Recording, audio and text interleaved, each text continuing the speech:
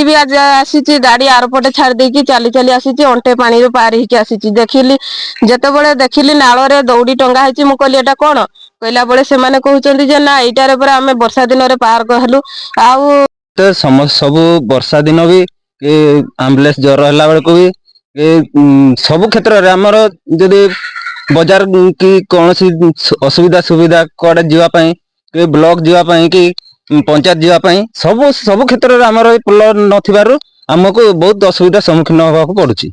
दुकान ना कौन अच्छी कि नहीं आम तो बजार आने को भी बहुत हैरान लगुच मेडिकल जीवाई भी आम्बुलेंस भी आसी पारुनी माँ माने एमती आम बहुत लोक हैरान हो जाइचु मेडिकल न जाई पारो पोल तैयारी हबार सहित सबुतिरे सब ड्रिल फिरिल होता सबुतिरे इनागे पोल भी हो नहीं कि इनागे स्कूल छुआ भी पाठ पढ़ा को जाई पारु ना कि आमर भी नमस्कार देखंतु मु अच्छी कंथाझरी ग्राम रे जहाँकि केन्दुझर जिला हरिचंदनपुर ब्लॉक बरईगड़ा ग्राम पंचायत रो तालपदा ग्राम रो एक साही है कंथाझरी यही कंथाझरी ग्राम रो समस्या आपण गणी गणी थकी जिवे किंतु समस्या सरीबनी बड़ समस्या है डीएमएफ केन्दुझर पक्षर एक बड़ पदक्षेप निया जाइथिला जहाँकि एक कार्य पोल निर्मित निमंते जहाँकि 4,67,00,000 टंकार एक पोल निर्मित होगापाई जहाँ कार्य निर्देश आसाला मात्र ताहा वर्षे अवधि शेष हो जीवा परे मध्य काम 1% आरंभ हो पारे नहीं जहाँ फल कंथाझरी ग्रामर विभिन्न समस्या माड़ी बसी लोक मैंने से जो गोटे नई अच्छी जहाँकि दैतारी डैम को संजोग करछि ताकू पार करके विभिन्न कार्य क्षेत्र को छुआ मैंने स्कूल को जाती एवं आम्बुलांस आसी पारे नहीं यही भाया विभिन्न समस्या यही कंथाझरी ग्राम लगी रही आ नई बढ़ी हेले किपरि समस्या होउची ए जो कंथाझरी ग्राम मानकर हृदय विदारक वक्तव्य आपण माने आज सुनिले निहाती अनुभव करिवे कंथाझरी ग्राम रे उन्नतिमूलक कार्य बा तांकर जो अधिकार वर्तमान सुधा पहुंची पारि नै।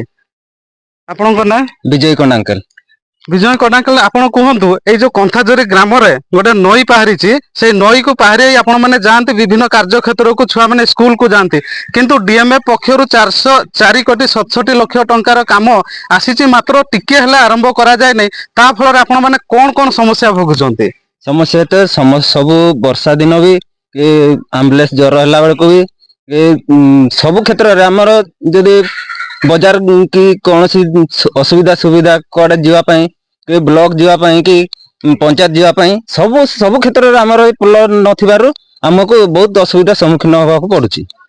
छुआ माने स्कूल केते दिन हला जाई नांते वर्षा जब अधिक हो जाए सेते बेले आमे स्कूल छुआ मान को पार करबा पई असुविधा होछु आ पोल न थिबार तो असुविधा होउछि आ तांको जबरदस्त आमे पार करि पारु नाही। देखो ये छुआ मानकर सुरक्षा कथा आसूची सी जदि लगातार वर्षा रोचे सप्ताह मसे जाई पार पाठ पढ़ार व्याघात होउछि एपटे स्वास्थ्य व्याघात होउछि जहाँ फल आम्बुलांस एठी नेटवर्क प्रोब्लेम रही जहाँकि तुरंत खबर दि जाई पारु नाही एवं आम्बुलांस आसले अधा बाटर रोचे यही भाया किसी घटना ये जो कंथाझरी ग्राम सबु बेले लगी रही सबु वर्ष एवं डीएमए पक्षर पदक्षेप नि मात्र कौन तार कार्यकारी आरंभ है ना आउ जड़े ग्रामवासी पचारा से जो पोल निर्मित न हवा फल कौन कौन असुविधा होची तुम ना गुरुवापूर्ति ये जो पोल तैयारी हवा कथा गुरुवापूर्ति पोल तैयारी हबार सहित सबुतिरे होइथिला सब ड्रिल फिरिल होइथिला सबुतिरे इनागे पोल भी हो नहीं कि इनागे स्कूल छुआ भी पाठ पढ़ा को जाई पारु ना कि आमर भी इनागे चाउल पतर कि नहीं कि पनीपरिया नहीं बजार को भी जाई पारु नहीं पुल नहीं सकाशे रे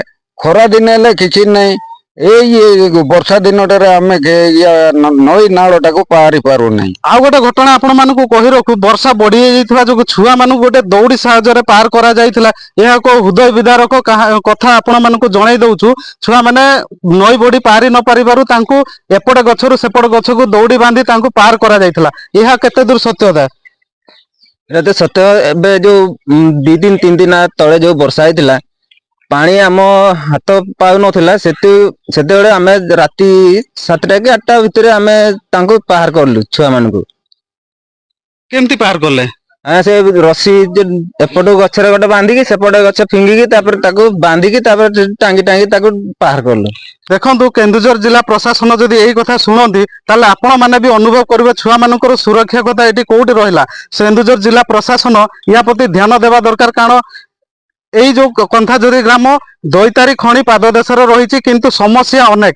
ଏଠି ବିଜୁଳି ଖୁଣ୍ଟ ପୋତା ରହିଛି ବର୍ଷ ବର୍ଷ ଧରି, କିନ୍ତୁ ତାର ଖଣ୍ଡିଆ ଲାଗି ପାରିଲାନି, କିନ୍ତୁ ବିଜୁଳି ଏଠି ଗ୍ରାମବାସୀ ସେବା ପାଇ ପାରୁନାହାନ୍ତି। ଏପଟେ ଦେଖିବା ଯଦି ଟ୍ୟୁବଲ ମଧ୍ୟ ଉପଯୋଗୀ ନୁହଁ, ସେଥିରେ ପାଣି ହଳଦିଆ ପାଣି ନାଲି ପାଣି ବାହାରୁଥିବାରୁ ସେ ପିଇବା ଉପଯୋଗୀ ହେଇପାରୁନି। ଆଉ ଗୋଟେ ବଡ ସମସ୍ୟା ହେଲା ମେଗା ଜଳ ପ୍ରକଳ୍ପ ପକ୍ଷରୁ ପାଇପ୍ ପୋତା ହେଇଛି, ମାତ୍ର ବର୍ତ୍ତମାନ ସୁଦ୍ଧା ତାଙ୍କର କୌଣସି ପିଇବା ପାଣିର ସୁବିଧା ହେଇପାରିଲାନି। ଆହୁରି କିଛି ଗ୍ରାମବାସୀ ଅଛନ୍ତି କନ୍ଥାଜୋରି ଗ୍ରାମର, ତାଙ୍କୁ ଆମେ ପଚାରି ବୁଝିବା।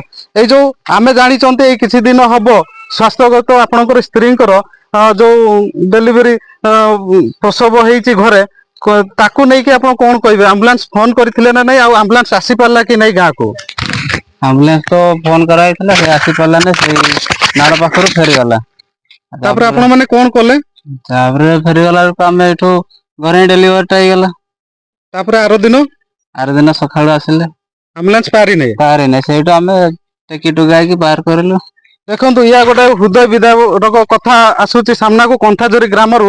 ସିଏ ଏଠି ନେଟୱାର୍କ ଠିକ ସେ ନଥିବାରୁ ଏବଂ ଆମ୍ବୁଲାନ୍ସ ସେବା ପହଞ୍ଚି ନ ପାରିବାରୁ ଘରେ ହିଁ ପ୍ରସବ ହେଇଛି ତାଙ୍କ ସ୍ତ୍ରୀଙ୍କର କହିବା କଥା, ଏବଂ ତା ଆର ଦିନ ବି ଆମ୍ବୁଲାନ୍ସ କୁ ଯୋଗାଯୋଗ କରୁଛନ୍ତି, ମାତ୍ର ଗାଁକୁ ଆସିପାରି ନାହିଁ। ସେଇ ଗୋଟିଏ କାରଣ ହେଲା ସେଇ ପୋଲ ଯୋଗୁ ସମସ୍ତ ପ୍ରକାର କମ୍ୟୁନିକେସନ ବା ଯୋଗାଯୋଗ ଏଇ କନ୍ଥାଜୋରି ଗ୍ରାମର ଠପ୍ ହେଇଯାଇଛି।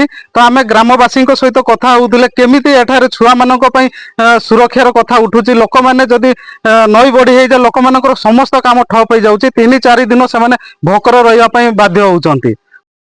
ଦେଖନ୍ତୁ, ଆଉ ଜଣେ ଏଠିକାର ଗ୍ରାମବାସୀ ଅଛନ୍ତି, ମହିଳା ଗ୍ରାମବାସୀ, ତାଙ୍କୁ ଆମେ ପଚାରିବା ସିଏ ସଠିକ ଭାବରେ ଆଉ ଷ୍ଟେପ ବାଇ ଷ୍ଟେପ କହିବେ ଏଠିକାର ଯୋଉ ସମସ୍ୟା, କନ୍ଥାଜୋରି ଗ୍ରାମର ସମସ୍ୟା ବିଷୟରେ ସିଏ କହିବେ। ଆମେ ନିହାତି ତାଙ୍କ କଥା ବୁଝିପାରିବା। ଦିଦି, ଆପଣଙ୍କ ନାଁ? ମୋ ନାଁ ସୁବାସିନୀ ଭୂୟାଁ। ମୁଁ ଏଇ ତାଳପଦା ଆଞ୍ଚଳିକ ମଞ୍ଚରେ CRPCF ଭାବରେ 6 ବର୍ଷ ହେଲାଣି କାମ କରିଅଛି। ଦେଖନ୍ତୁ, ସେ ମହିଳା SHG ରେ CRPCM ରେ ଅଛନ୍ତି। ସେ ନାଳ ନଈ ନ ପାହାରି ମାନେ ଖାତିର ନ କରିକି ଏଠିକାର ଆସିକି ମହିଳା ମାନଙ୍କୁ ସଚେତନ କରୁଛନ୍ତି, ଆଗକୁ ବଢିବା ପାଇଁ, ସ୍ୱାବଲମ୍ବୀ ହେବା ପାଇଁ ସିଏ ଆସିକି ତାଙ୍କୁ ସାହାଯ୍ୟ କରୁଛନ୍ତି। କିନ୍ତୁ ସିଏ ଯୋଉ ନାଳଟିକୁ ପାରୁଛନ୍ତି, ବଡ ନାଳଟିକୁ, ସିଏ କେତେ ସୁରକ୍ଷାରେ ପାରୁଛନ୍ତି ଆମେ ତାଙ୍କୁ ପଚାରିବା। ସେ ନାଳ ଯୋଗୁ ଆପଣ କେତେ ସୁରକ୍ଷା ଭାବୁଛନ୍ତି? ତାଙ୍କ ପାଇଁ ତ ଆସିପାରୁନି ତାଙ୍କ ଗାଁକୁ, ତାଙ୍କ ସାହି ଆଉ 2ଟା ଗ୍ରୁପ 20 ଜଣ ମା ମାନଙ୍କୁ ନେଇକି ମାନେ ବହୁତ ସ୍ୱପ୍ନ ଦେଖିଛନ୍ତି ଆଗକୁ କିଛି ଇଏ କରିବା ପାଇଁ, ଆଗକୁ ଆଗେଇବା ପାଇଁ, କିନ୍ତୁ ନାଳ ଯୋଗୁ ତ ଆସି ପାରୁନାହାନ୍ତି। ମୁଁ ବି ଯଦି ବି ଆଜି ଆସିଛି, ଗାଡି ଆରପଟେ ଛାଡି ଦେଇକି ଚାଲି ଚାଲି ଆସିଛି, ଅଣ୍ଟେ ପାଣିରୁ ପାର ହେଇକି ଆସିଛି। ଯେତେବେଳେ ଦେଖିଲି ନାଳରେ ଦଉଡି ଟଙ୍ଗା ହେଇଛି, ମୁଁ କହିଲି ଏଟା କଣ? କହିଲା ବେଳେ ସେମାନେ କହୁଛନ୍ତି ଯେ ନା ଏଇଟାରେ ପରା ଆମେ ବର୍ଷା ଦିନରେ ପାର ହେଲୁ। ଆଉ ଆସିକି ବହୁତ କଷ୍ଟରେ ଅଣ୍ଟେ ଇଏରେ ପାଣି ଇଏ କରିକି ଆସିଲା ପରେ ତାଙ୍କ ସାହିକୁ ପଚାରିଲା ବେଳେ କହୁଛନ୍ତି ନା ଆମ ମେଡିକାଲ ମାନେ ଏଇ ବାତ୍ୟାରେ ଆଉ ତ ଆରପଟେ ବାହାରି ପାରିଲୁନି, କିନ୍ତୁ ବହୁତ କଷ୍ଟରେ ଜର ଖାସ ଯାହାର ବି ଯାହା ହଉଛି, କିନ୍ତୁ ବହୁତ ଇଏ ହେଇକା ସେମାନେ ସେଇ ମେଡିକାଲ ତ ଯାଇ ପାରୁନାହାନ୍ତି, ଘରେ ରହିଛନ୍ତି ପଡିକି ସେମିତି ରହିଛନ୍ତି। ତାପରେ ବି ଛୁଆ ମାନେ ସ୍କୁଲ ବି ଯାଇ ପାରୁନାହାନ୍ତି। ଆଉ ବଜାର ମାର୍କେଟ ତ ଗଲେ ସେମାନେ ଖାଇପାରିବେ, ଖାଇ ବି ପାରୁନାହାନ୍ତି। ଏମିତି 4 ଦିନ 5 ଦିନ ଉପାସରେ ବି ଘରେ ରହି ଯାଉଛନ୍ତି। ସେମାନେ ତ ବାହାରକୁ ଗଲେ ଡେଲି କୁଲି ଲେବର କାମ କଲେ ଯାଇକି ଖାଇବା ପାଇଁ ପାଉଛନ୍ତି। ସେମାନେ ତ କାମ ବି ଲାଷ୍ଟରେ ଯାଇ ପାରିଲେ ନାହିଁ, ତ ବଜାର କିଛି ସଉଦା ପତ୍ର ଆଣି ପାରିଲେନି ଭୋକ ଉପାସରେ।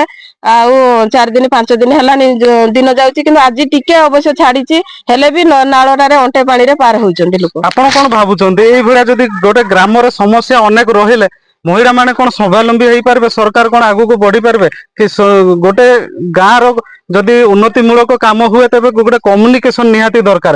ତାପରେ ଯାଇ ବେପାର ବାଣିଜ୍ୟ ଅନ୍ୟାନ୍ୟ କାମ ଜାରି ରହିବ। ସେଇ ପୋଲ ପାଇଁ ଏଇ ସବୁ ଜିନିଷ ହେଇପାରୁନାହିଁ, କିନ୍ତୁ ଆପଣ ପୋଲକୁ ନେଇକି କଣ କହିବେ? ପୋଲଟା ଆମ ସରକାରକୁ ଏତିକି ଅନୁରୋଧ କରୁଛୁ, ସର୍ବପ୍ରଥମେ ପୋଲଟା ତିଆରି କରିଦିଅନ୍ତୁ। ତାପରେ ଲୋକମାନେ ଅବଶ୍ୟ କିନ୍ତୁ ଆଗକୁ ଆଗେଇବା ପାଇଁ ବହୁତ ତାଙ୍କର ଆକ୍ଟିଭିଟି ଅଛି, କିନ୍ତୁ ପୋଲଟା ଯଦି ହେଇଯାଆନ୍ତା ସେମାନେ ବହୁତ ଆଗକୁ ଆଗେଇବେ। ଆଉ ପୋଲଟା ପ୍ରଥମେ ପୋଲଟା ତିଆରି କରିଦିଅନ୍ତୁ ଟିକେ। ମା ମାନେ ହଉ ଛୁଆ ମାନେ ହଉ ମାନେ ସ୍କୁଲ ଯାଇ ପାରୁନାହାନ୍ତି ବର୍ଷା ଦିନରେ, ଯୋଉ ଶିକ୍ଷା କ୍ଷେତ୍ର ପାଇପାରିବେ ସ୍କୁଲ, ସେଇଟା ତ ବର୍ଷା ଦିନରେ ଘରେ ବସିକି ରହି ଯାଉଛନ୍ତି ନା। ସେମାନେ ଯୋଉ ଆଗେଇଛନ୍ତି, ଯୋଉ ଛୁଆ ମାନେ ଅଲଗା ଛୁଆ ମାନେ ପାଠ ପଢି ନେଇ ଯାଉଛନ୍ତି, ସେ ଛୁଆ ମାନେ ଜାଣି ପାରୁନାହାନ୍ତି। ସେଥିପାଇଁ ଅନୁରୋଧ କରୁଛୁ, ଟିକେ ପୋଲଟା ସରକାରକୁ ଏତିକି ଅନୁରୋଧ କରୁଛୁ, ପୋଲଟା ଟିକେ ଶୀଘ୍ର କରିଦିଅନ୍ତୁ। ଦେଖନ୍ତୁ, ଦିଦିଙ୍କ କଥା ବହୁତ ବଢିଆ ଥିଲା। ଏଇ ଯୋଉ ଡିଏମଏ ପକ୍ଷରୁ ପଦକ୍ଷେପ ନିଆଯାଇଥିବା 4,67,ଲକ୍ଷ ଟଙ୍କାର ଯୋଉ ପୋଲକୁ ନିର୍ମିତ ତାହା କାର୍ଯ୍ୟ ଅବଧି ଶେଷ ହୋଇ 7-8 ମାସ ଗତି କରିଥିଲେ ବି ମଧ୍ୟ ପୋଲର କୌଣସି 1% କାମ ହୋଇପାରିନି, ଯାହା ଫଳରେ କନ୍ଥାଜୋରି ଗ୍ରାମର ବାସିନ୍ଦା ସହ ଛୋଟ ଛୁଆ ମଧ୍ୟ ହଇରାଣ ହଉଛନ୍ତି ଏବଂ ଘରେ ହିଁ ଯୋଗାଯୋଗ ଆମ୍ବୁଲାନ୍ସ ଯୋଗାଯୋଗ ନ ହେବା ଫଳରେ ଘରେ ହିଁ ପ୍ରସବ ହେଇଯାଉଛି, ଆମ୍ବୁଲାନ୍ସ ମଧ୍ୟ ପହଞ୍ଚି ପାରୁନି। ଏଇଭଳିଆ ବିଭିନ୍ନ ସମସ୍ୟା ଏଇ କନ୍ଥାଜୋରି ଗ୍ରାମର ଅଛି। ଆପଣ ମାନଙ୍କୁ ଯଦି କହି ରଖୁ ଗଣି ଗଣି ଆପଣ ଥକି ଯିବେ, ମାତ୍ର ସମସ୍ୟା ଏଠାରେ ସରିବନି। ଆଉ ଗୋଟେ ବଡ କଥା ହେଲା ଖଣିର ପାଦ ଦେଶରେ ମାତ୍ର 1 କିଲୋମିଟର ଦୂରରେ ଏଇ ସବୁ ଗ୍ରାମ ବସିଛି ଖଣିଜ ପ୍ରତିଷ୍ଠାନ କେନ୍ଦୁଝର କୋଟି କୋଟି ଟଙ୍କା ହଜାର ହଜାର କୋଟି ଟଙ୍କାର ଏଠାରେ ତାଙ୍କୁ ଖଣିଜ ପ୍ରତିଷ୍ଠାନକୁ ଯାଉଛି, ମାତ୍ର ଖଣି ପାଦ ଦେଶରେ ଏଇ ସବୁ ଜିନିଷ ରହିବାଟା କେତେ ଯୋଉ ଦୁଃଖର ବିଷୟ ଆପଣ ମାନେ ଜାଣି ରଖନ୍ତୁ। କନ୍ଥାଜୋରି ଗ୍ରାମର ଆଉ ଜଣେ ମହିଳା ବାସିନ୍ଦା ଅଛନ୍ତି, ତାଙ୍କୁ ଆମେ ପଚାରି ବୁଝିବା ଏଇ ଯୋଉ ଗ୍ରାମରେ ପୋଲ ନ ହେବା ଫଳରେ କଣ କଣ ଅସୁବିଧା ଭୋଗୁଛନ୍ତି, ତ ଆମେ ପଚାରି ବୁଝିବା। ଆପଣଙ୍କ ନାଁ? ନାମସି ପତି। ଆପଣ କୁହନ୍ତୁ ଏଇ ଯୋଉ ପୋଲ ନ ହେବା ଫଳରେ କଣ କଣ ସମସ୍ୟା ମା ମାନେ ଭୋଗୁଛନ୍ତି? ଆମର ଏଇଠି ଅସୁବିଧା ଫୁଲ ପାଇଁ ଆଉ ପିଇବା ପାଣି ପାଇଁ ବି ବହୁତ ଜୋରରେ, ଆଉ ପିଲା ସ୍କୁଲ ଯିବା ପାଇଁ ବି ବହୁତ ଅସୁବିଧା ହଉଛି। ଆଉ ପିଲାମାନେ ଘରେ ରହି ଯାଉଛନ୍ତି, ଯେତିକି ପାଠ ସେମାନେ ପଢିଛନ୍ତି ପୁଣି 4-5 ଦିନରେ ସେଇ ପାଠ ଗୁଡା ସବୁ ଭୁଲି ଯାଉଛନ୍ତି। ଦୋକାନ ନା କଣ ଅଛି, କିଛି ନାହିଁ ଆମର, ତ ବଜାରରୁ ଆଣିବାକୁ ବି ବହୁତ ହଇରାଣ ଲାଗୁଛି। ଆଉ ମେଡିକାଲ ଯିବା ପାଇଁ ବି ଆମ୍ବୁଲାନ୍ସ ବି ଆସି ପାରୁନି। ମା ମାନେ ଏମତି ଆମେ ବହୁତ ଲୋକ ହଇରାଣ ହେଇଯାଇଛୁ, ମେଡିକାଲ ନ ଯାଇପାରୁ। ଏଇ ଯୋଉ ଏଇ ଅଳ୍ପ ଦିନ ହବ 2 ଦିନ ହବ ଆମେ ଜାଣିଛନ୍ତି ଜଣେ ଘରେ ହିଁ ପ୍ରସବ ହେଇଯାଇଛନ୍ତି। କଣ କଣ ଅସୁବିଧା ହେଲା ବୋଲି ଯୋଗାଯୋଗ ହେଇପାରିନି ବୋଲି ନା କଣ ପାଇଁ ଅସୁବିଧା ହେଲା ବୋଲି ଘରେ ହିଁ ପ୍ରସବ ହେଲେ, କାହିଁକି ନା ପାଖରେ ଦଇତାରୀ ଖଣିର ଗୋଟେ ମେଡିକାଲ ଅଛି, ପହଞ୍ଚି ପାରିଲେ ନାଇଁ କାହିଁକି? ତ ପାଣି ବହୁତ ବଢିଗଲା ନଈରେ, ନଈ ଫୁଲ ହେଲା ମାତ୍ରେ ତ ସେମାନେ ଆଉ ଯାଇପାରିଲେ ନାହିଁ, ତ ଘରେ ଡେଲିଭରି ହେଇଗଲା। ବହୁତ ଅସୁବିଧାରେ ମେଡିକାଲ ଆମ୍ବୁଲାନ୍ସ ଆସିଥିଲେ ତ ସିଏ ମେଡିକାଲ ଯାଇଥାନ୍ତେ, ତ ଘରେ ବହୁତ ଅସୁବିଧାରେ ହେଲା। ଆଉ ପରଦିନ ଟା ପୁଣି ଚେଷ୍ଟା କଲେ ହେଲେ ବି ସେମାନେ କାଖେଇକି ତାକୁ ନେଇଗଲେ ବୋଇକେରି। ଅସୁବିଧା ତ ବହୁତ ଆମର ହେଇଯାଉଛି, ତଥାପି ଆମକୁ କେହି ଦେଖୁନାହାନ୍ତି। ଖାଲି ଆସୁଛନ୍ତି ଦେଖୁଛନ୍ତି ପାଣି ଟିକେ ବଢି ଯାଉଛି, ହଁ ଆସିବ ଆସିବ କହିକିରି ସବୁବେଳେ କହୁଛନ୍ତି କିନ୍ତୁ ଆସୁନାହିଁ। ଦେଖୁଥିଲେ କନ୍ଥାଜୋରି ଗ୍ରାମର ଜଣେ ମହିଳା କହୁଥିଲେ କେମିତି ତାଙ୍କର ହୃଦୟ ଯୋଉଟା ମା ର ହୃଦୟ ଯେ କିଛି ଦିନ ପୂର୍ବରୁ ଏଇ ଘଟଣା ଘଟି ଯାଇଛି, ଘରେ ହିଁ ପ୍ରସବ ହେଇଛି, ଯୋଗାଯୋଗ ହେଇପାରେନି, ଆମ୍ବୁଲାନ୍ସ ଆସିପାରେନି, ଯୋଉ ପ୍ରସବ ହେଇଛି ଘରେ ହିଁ ତାହା ଏକ ହୃଦୟ ବିଦାରକ ଦୁଃଖର କାହାଣୀ ସେ କହୁଥିଲେ।